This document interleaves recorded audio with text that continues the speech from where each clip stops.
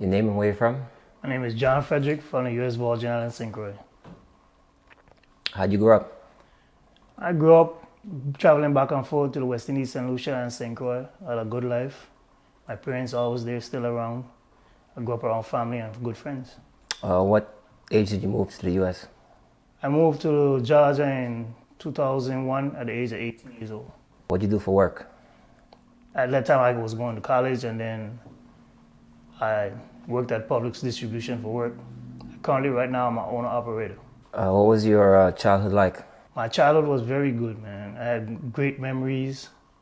I spent a lot of time with family. I traveled a lot. And I was in Boy Scouts program. I was in law enforcement program. So I played sports. I was involved in a lot of activities. Always busy.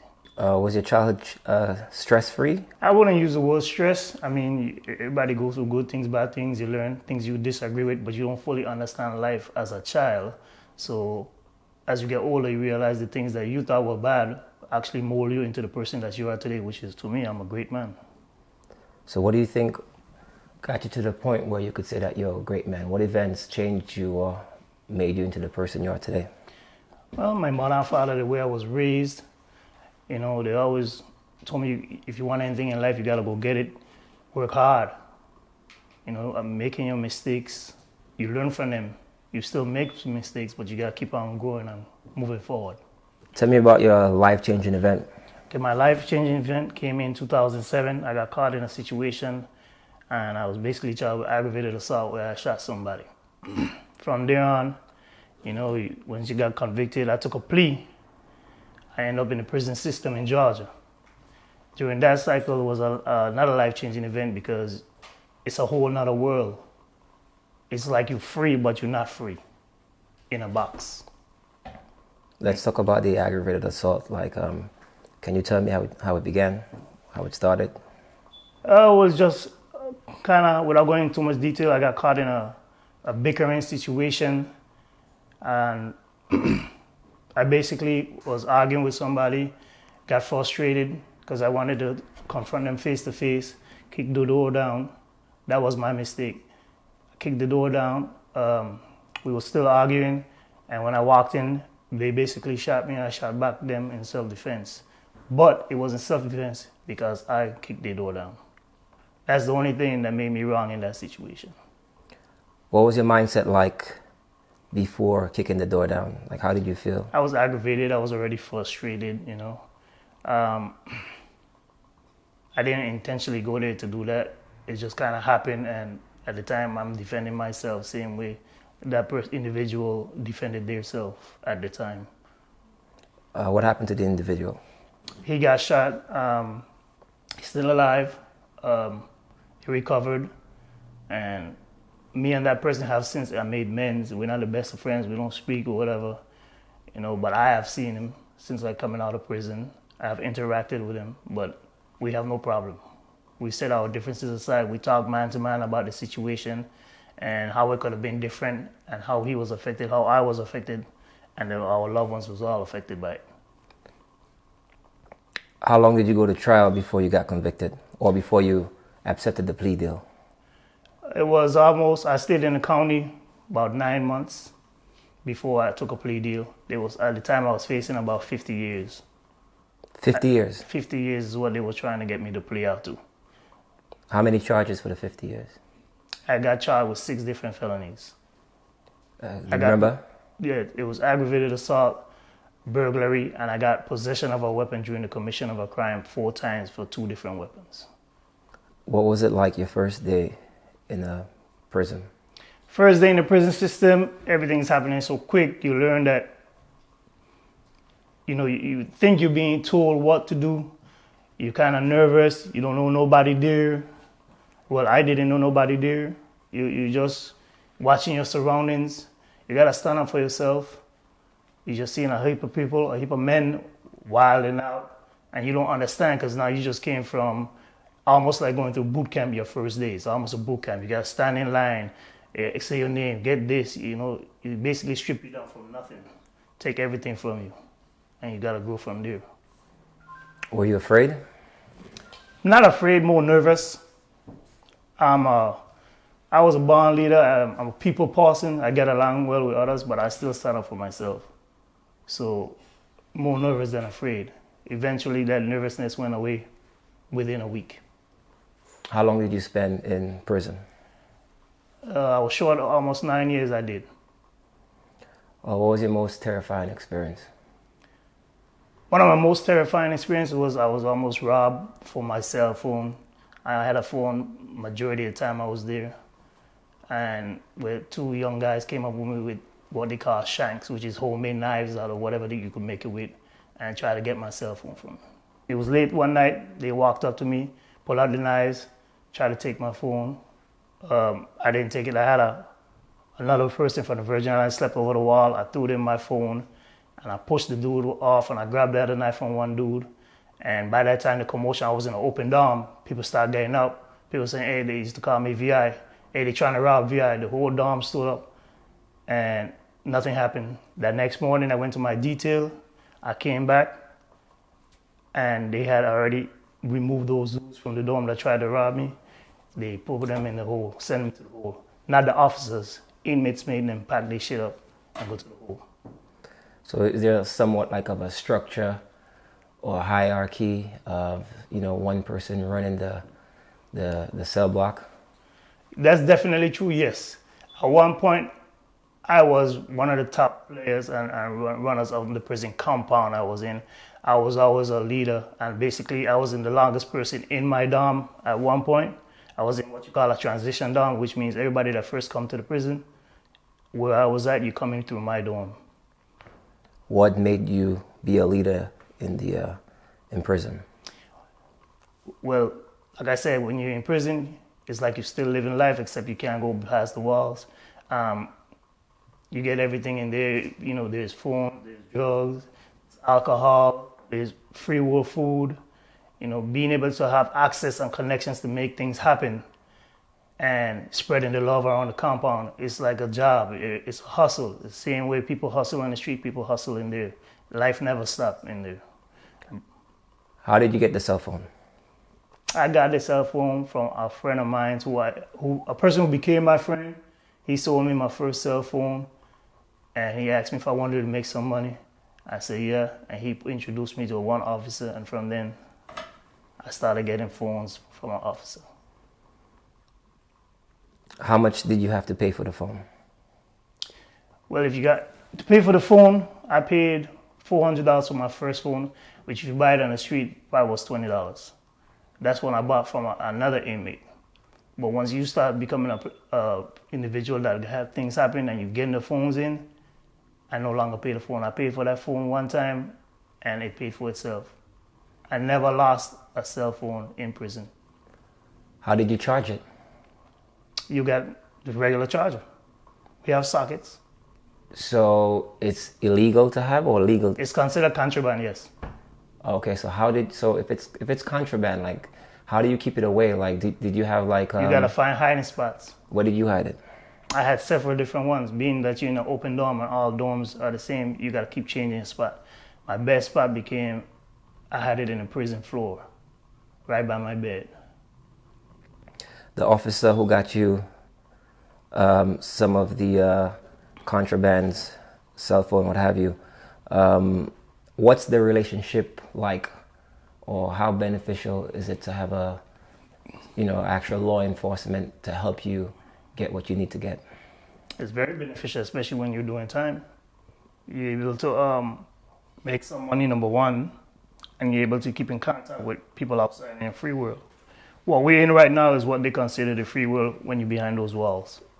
Why would you think a police officer would help you in what you're doing? What do you think his motivations were? They all motivation comes from making money. Making money. And best believe it's not only the officers, it's the people who run the prison system. It's a whole corrupt system. Everything. It doesn't start from the officers, like the fly on the wall. They're the smallest object. It comes from the top too. It's like a whole organized crime inside the prison system. What is the most exotic thing or the most difficult thing to get inside a prison? The most difficult thing to get inside in prison is a cell phone. Okay. That is the most difficult thing. At that time, when I was doing time, I had about 4 different officers working for me. Now the game has changed. Inmates are working for the officers right now. So the officers, did they know about each other? Some do, some don't. How did you deal with the female officers compared to the male officers? It's a little bit harder because when you're talking to a female officer, all eyes are on you. The compound is watching you. They figure you got something intimate with that female officer going on, so it's very harder to deal with a female officer. First you gotta get their number, you talk to them, then once you start talking to them over the phone, then you make things in play. And once you got an officer, you never try to talk to the officer face to face on the compound like that again, outside the normalities, You have what you call a runner, which is somebody who's going to pick up your supply when it comes in. So how long does it take for you to get something out from the streets? How long after you speak to the police officer, the corrections officer, to actually for you to get the product? How long does it take? Once you're involved in, once you get it in, you plan you could get it within a day or 2. Once you're involved, the first initial thing is going to always take the long because you never know. It's just going to be one day and they're going to give you something in front. That time they cross boundaries, you're in it. Then you got to be smart, you got to plan, you got to survive because their livelihood depends on you not speaking about it, not telling your friends or anybody running your mouth. Not, like I said, showing that you have so much interaction. You got to have runners, you got to have people in places. Do you know any inmates who were involved personally with any of the female officers sexually? Yes. I know a couple. To what extent? Like, how did they interact? They interacted. Sometimes it's obvious. Some of them have made it obvious. Some you would never know about unless somebody personally tell you. So these officers have intimate relationships, yes, sexual relationships with inmates? I know one officer had a child with an inmate. How long did that last? When you're in there, it lasts as long as they still talk, as long as they still in the same compound. Because at any given day, you could be transferred. It's not just one prison. You could be transferred to another prison. It's different levels of security. What did the prison system have in place to help transitioning people who's transitioning from being locked up to being freed? They do have programs. They have fire programs. They have trade programs. Like if you wanted to operate heavy equipment, there's different compounds. Each prison facilitates different means. Some are for people with mental health. It's just they try. It's overpopulated, so they try as best they can, I would say, to kind of help you, but it's never perfect. It's a broken system. It's overcrowded. It's no easy task. What did you do to, if you worked at all, what did you take part of? My work detail was in the laundry and then a gym aid. So how did working in the laundry help you, in terms of like getting stuff into prison? Well, the laundry helped me move around the compound because there's 2 sides to a compound.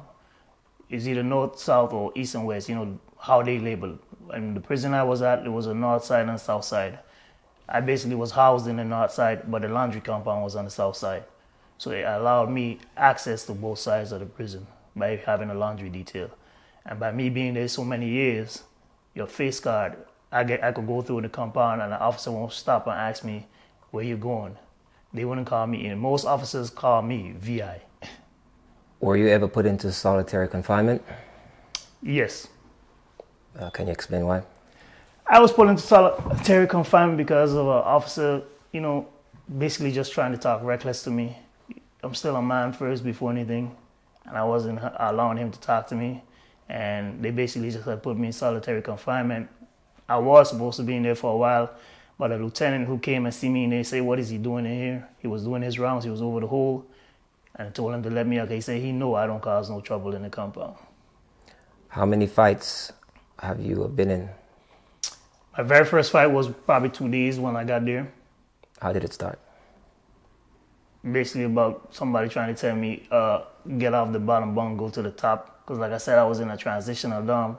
I was like, you must be crazy. I already heard, you see this stuff in movies.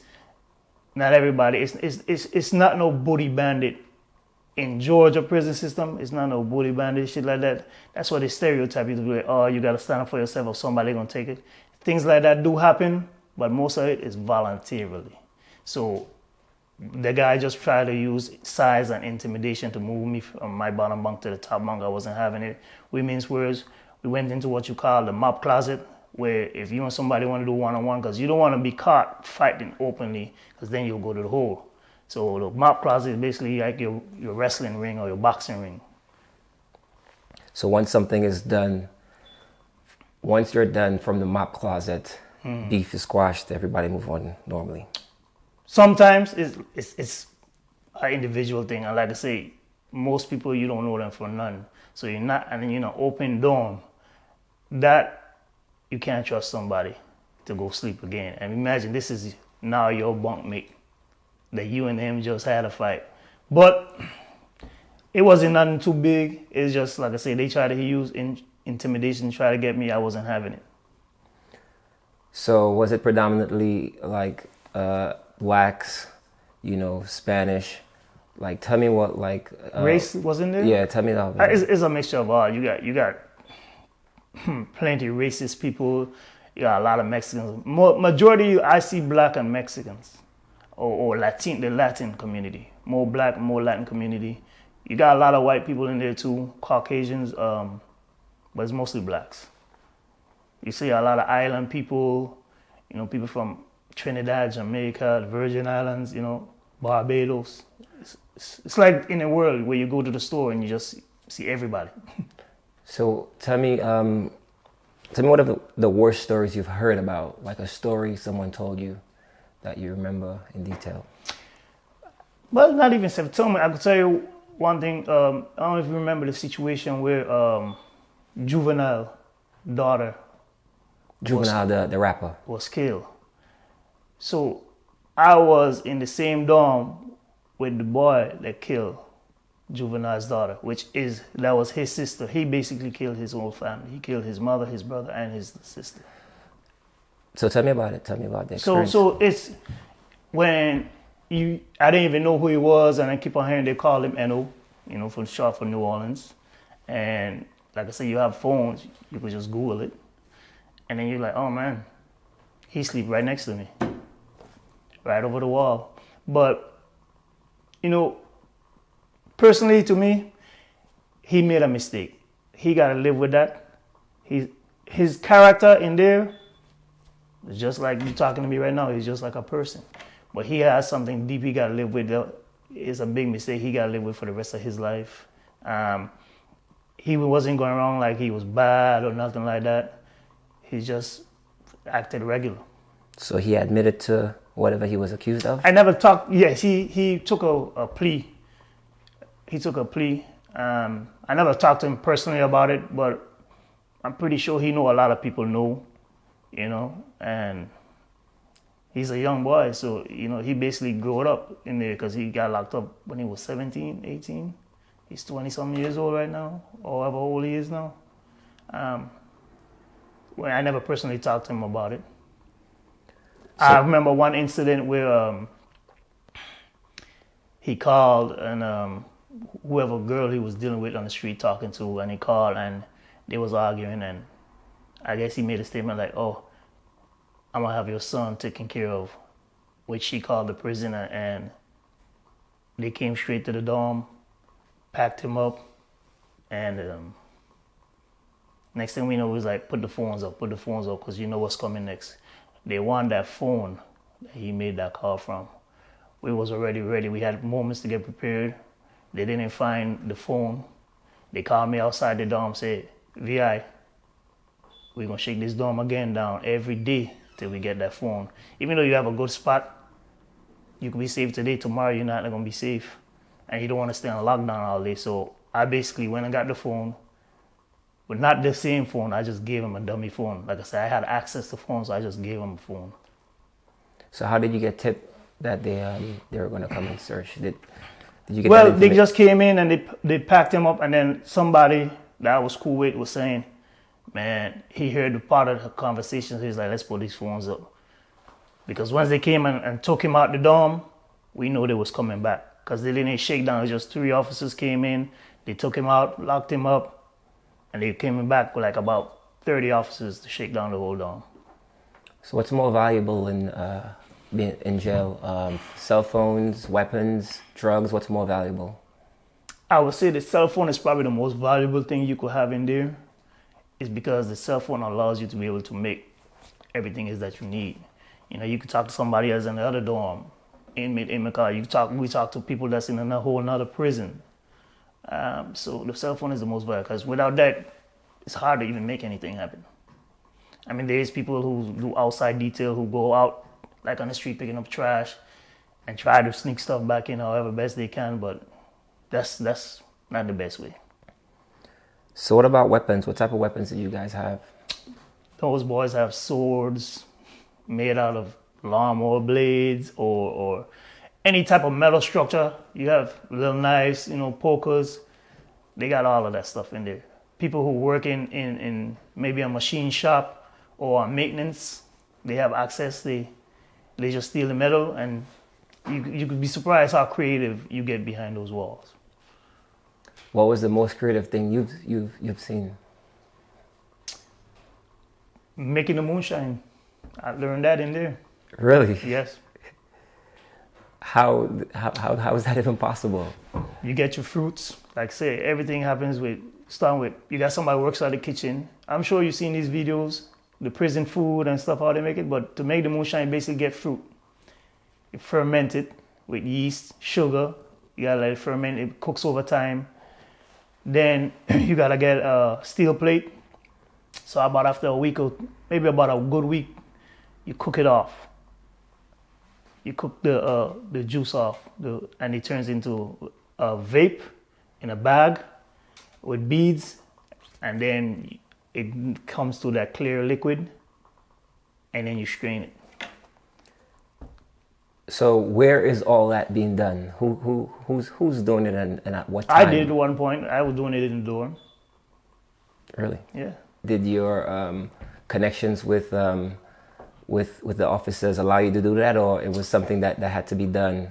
I would say you need to know when to do it, because you have certain officers, that's what we call a RoboCop.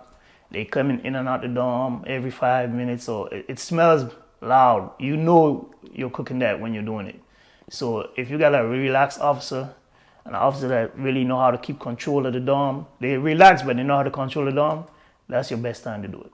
How much would you have to pay an officer, or how much did you pay in the past for to get some of your stuff in for like one particular transaction, or you paid them monthly, or? At first I didn't pay nothing up front, but once you start making that first move, you make a lot of money. I have paid thousands of dollars to get thousands of valuable stuff in, and I've got it in within 2 days, and within 3 days all of it is gone already.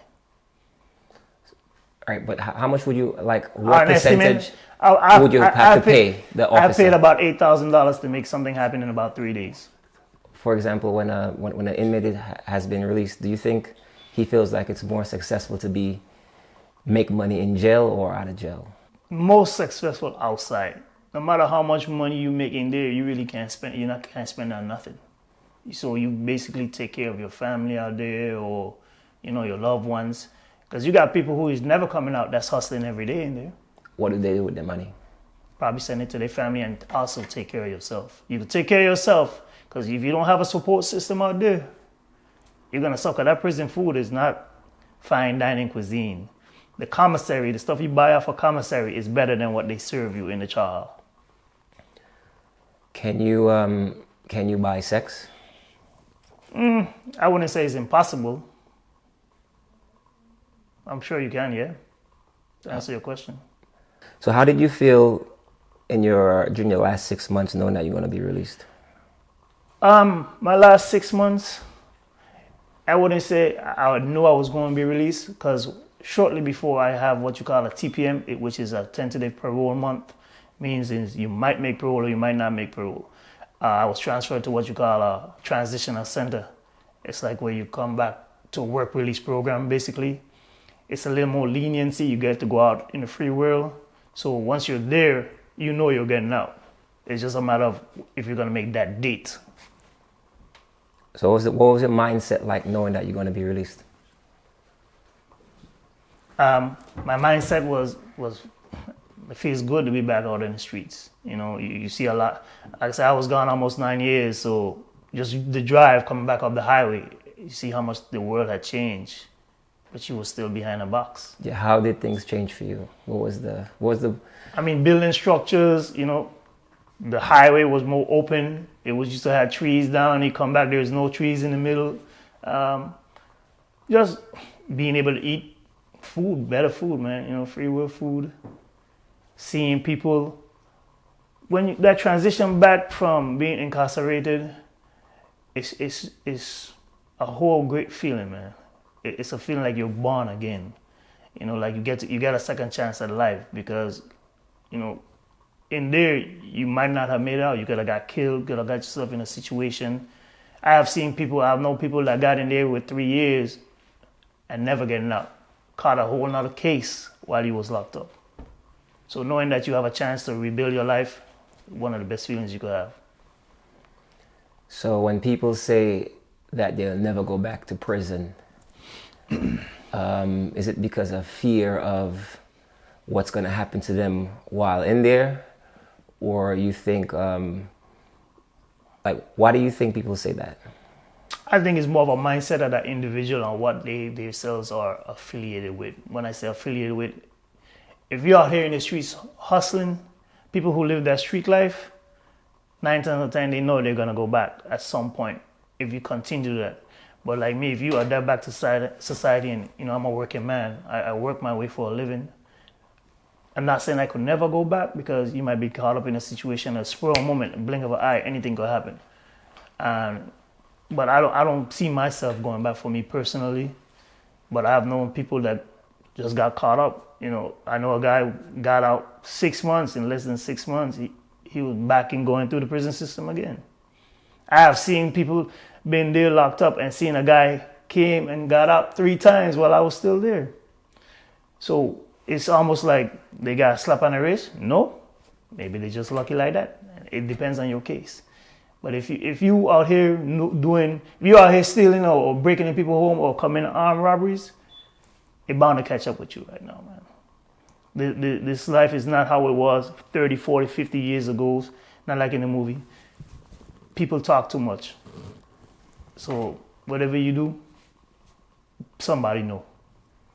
So in closing, what do you think your biggest lesson learned in prison?